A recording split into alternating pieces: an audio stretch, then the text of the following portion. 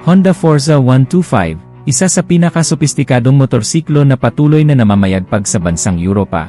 Hindi lamang ito basta ordinaryo, dahil taglay nito lahat ng katangian na meron ang isang maxi scooter na siguradong ikagugulat mo.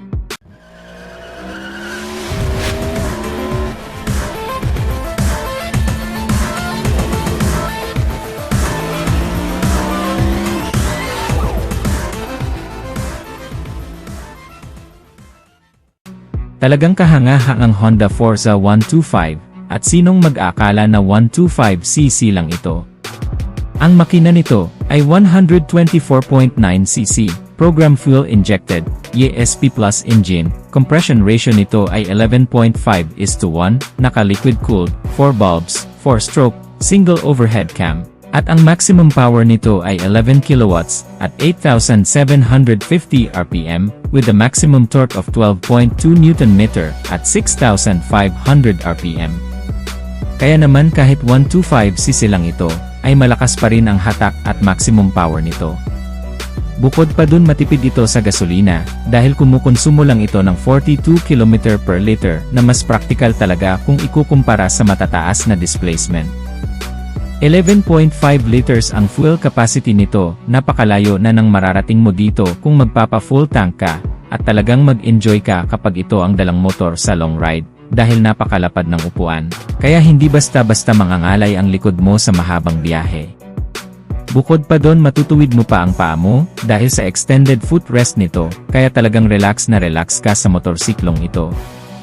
Bukod sa magandang performance at comfort ng motorsiklong ito, hindi rin mawawala ang magagandang safety features nito, naka-dual channel anti-lock braking system, at ito ang isa sa pinakamahalagang safety feature sa lahat. Para sa mga hindi pamilyar sa anti-lock braking system, ang ginagawa nito ay kapag nagbiglang preno ka, smooth pa rin ang magiging tigil mo, kaya sobrang laking tulong nito, lalo na sa mga beginner.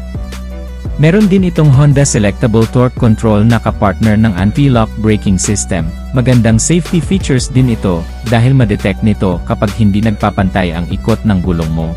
Dahil sa madulas na kalsada kaya pagdating sa mga mababasa, malumot o mabuhanging kalsada, ay safe na safe ka pa rin sa motorsiklong ito.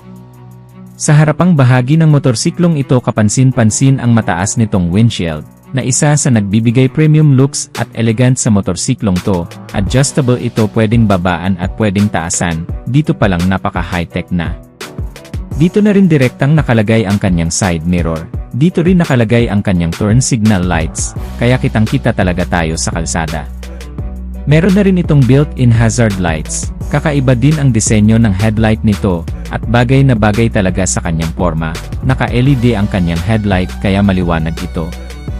Kahanga-hanga din ang disenyo ng kanyang DRL o Daytime Running Light, talagang head turner, at ang taillight nito ay malaki at naka-LED din, kaya kitang-kita talaga tayo lalong-lalo na sa gabi.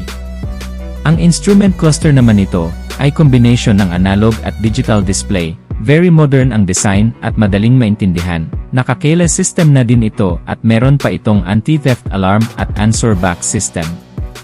Meron din itong built-in charging port, kaya pwede ka na ring makapag-charge ng cellphone mo dito. Malaki din ang kanyang bulsa sa harapan, kaya safe na safe ang ilalagay mo dito. Isa pa sa magandang convenient features ng motorsiklong to ay malaki ang underseat storage nito, kaya naman kasya ang dalawang full-face helmet. Yes, kasya ang dalawang full-face helmet dito, kaya kahit hindi ka na maglagay ng top box ay marami kang mailalagay. Pagdating naman sa gulong nito, sa harapan ay 120/70/15, sa likod naman ay 140/70/14. Malalapad ang kanyang gulong kaya talagang stable ito lalong-lalo na sa cornering.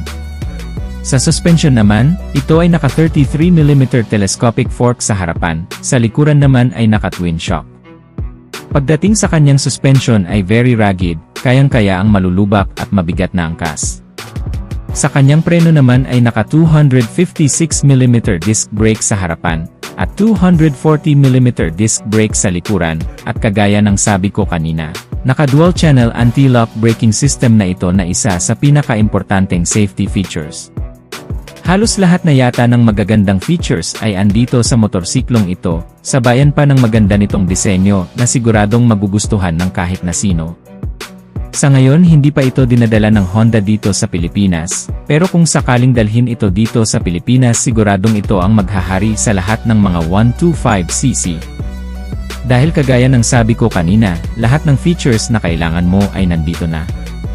Isang maxi scooter na 125cc na very practical, dahil matipid sa gasolina. Pagdating naman sa presyo nito, maaaring nagre-range ito ng 120,000 to 130,000 pesos. Pero kahit mataas ang presyo nito, at hindi pang masa, siguradong marami ang tatangkilik sa motorsiklong ito. Ngayon kung ikaw ang tatanungin, ano ang masasabi mo dito sa Honda Forza 125 kung sakaling dalhin ito dito sa Pilipinas? Isa ka rin ba sa bibili?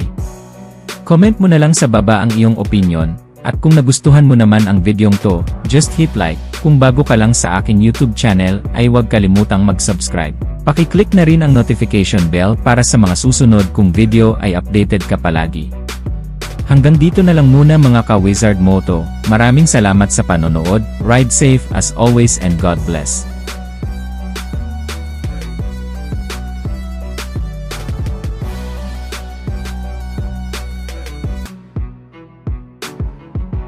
Noong 2015 noong unang nilabas ang Honda Forza 125 sa European market, at as expected ay pumatok agad ang motorsiklong ito kasi syempre Japanese brand, kaya napakaganda talaga ng quality.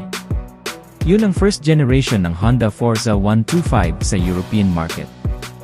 Dahil sa sobrang pumatok ito at very in demand taong 2018 naman nilabas nila ang second generation ng Honda Forza 125. At noong nakaraang taon lang ay nilabas ulit ang panibagong bersyon nito, na mas pina-high-tech pa ang kanyang features, at mas pinaganda ang looks. Mula noon hanggang ngayon ay tinangkilik na talaga ng taga-Europa ang Honda Forza 125.